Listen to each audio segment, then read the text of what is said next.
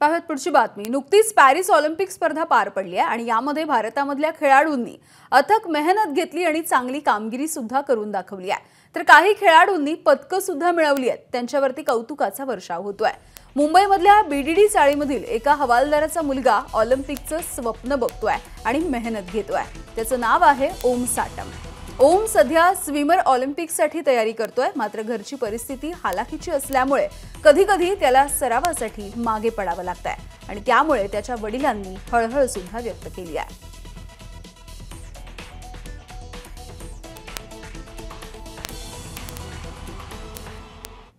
माझी प्रयत्न हेच आहे की मी माझ्या सरांना प्राऊड फील व्हायला 2028च्या ऑलिम्पिकमध्ये मी जायला आणि लॉस एंजलिसला आणि म्हणजे इंडियाला रिप्रेझेंट करायला इन शॉर्ट। आणि म्हणजे असे वेगवेगळे जे वर्ल्ड चॅम्पियनशिप होतात आणि त्यासाठी मला थोडीशी मदत करायला, आर्थिक मदत करायला गरज आहे। आमची पूर्ण फॅमिली पण त्याच्या पाठीशी आहोत। मी माझी नोकरी, माझे वरिष्ठ खूप चांगले असल्यामुळे मला खूप चांगला सपोर्ट भेटतो माझ्या नोकरीवर पण।